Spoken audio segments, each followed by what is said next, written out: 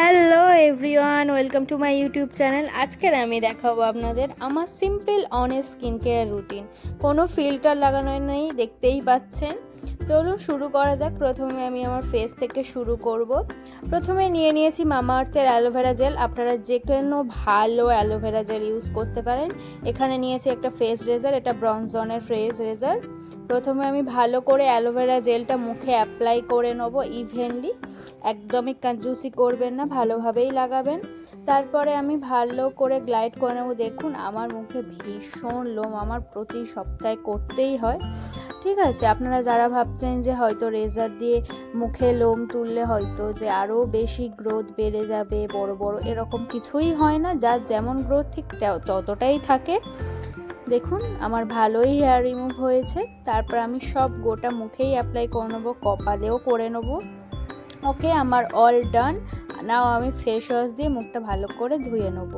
এখানে আমি মিনিমালিস্টের face wash use করেছি। একটুখানি অল্প নিলে এই ফেস ওয়াশটা যথেষ্ট। আমি ডেসক্রিপশান বক্সে লিখে দেবো। এটা ভীষণই ভালো একটা ফেস ওয়াশ।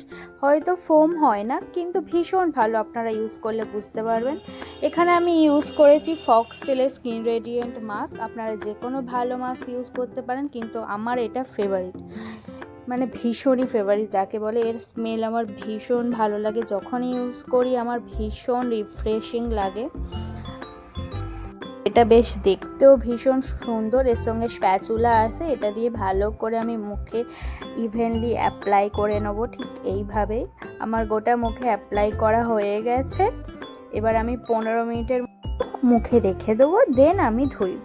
একদমই ড্রাই হতে দেবেন না, 15 মিনিটই রাখবেন। আমার দেখুন ডার্টগুলো বেরিয়ে এসেছে পুরোই মুখে। আমি এবার এটাকে ভালো করে ওয়াশ করে নেব। দেখুন আমার স্কিনটা ভীষণ রিফ্রেশ লাগছে, আমার তো ভীষণ সফট ফিল হচ্ছে। স্কিন একদম রেডিয়েন্ট হয়ে গেছে। আপনারা একবার এই মাস্কটা ইউজ করে দেখবেন, ভীষণই ভালো। আর আমার কথা মতো এটা ইউজ করে দেখবে। না আমি একটা ভালো ময়েশ্চার লাগাবো। আমি এখানে সিম্পলে ময়েশ্চারাইজার লাগাচ্ছি। এটা খুবই ভালো, আপনারা ট্রাই করতে পারেন। সামারের জন্য ভীষণ লাইট ওয়েট, একদমই গ্রিসি ফিল হয় না, সামারের জন্য বেস্ট। আমি এটাও ডেসক্রিপশান বক্সে আপনাদের জন্য দিয়ে দেবো। দেখুন স্কিনটা আমার একদমই খুব সুন্দর প্লাম্পি রিফ্রেশিং লাগছে। এবারে আমি শাওয়ার নেব। আমি এখানে এমক্যাফিনের কফি বডি স্ক্রাব ইউজ করছি। এটা খুবই বাটারি, কিন্তু এর মধ্যে ছোট ছোট পার্টিকেল আছে। বডি স্ক্রাবের জন্য স্ক্রাব করবে ভালো করে। আমি ভালো করে 5 মিনিটের মতো স্ক্রাব করে নেব। তারপরে আমি এটাকে ওয়াশ করব। ভালো করে 5 মিনিট আগে ভালো করে মাসাজ দেবেন, তারপরেই ওয়াশ করবেন, তাহলেই বেস্ট রেজাল্ট পাবেন।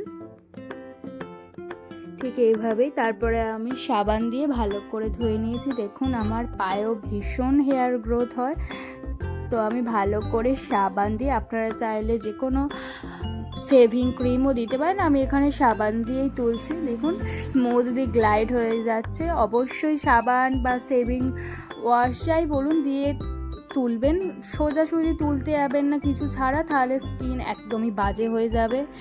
তারপর আমি এখানে ভালো করে বডি লোশন লাগিয়ে নিয়েছি। দেখুন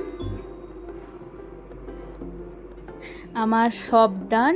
এবারে আমি ভালো করে গায়ে বডি লোশন লাগিয়ে নেবো। এখানে আমি ডক্টর শেডের বডি লোশন ইউজ করেছি, আপনারা চাইলে ইউজ করতে পারেন। এটা ভীষণ ভালো, আমি গত 2 মাস ধরে ইউজ করছি। একদমই লাইট ওয়েট, গ্রিসি নয়, আর খুবই ভালো কাজ দেয়। স্কিন পিগমেন্টেশন আর ডিট্যানও করে।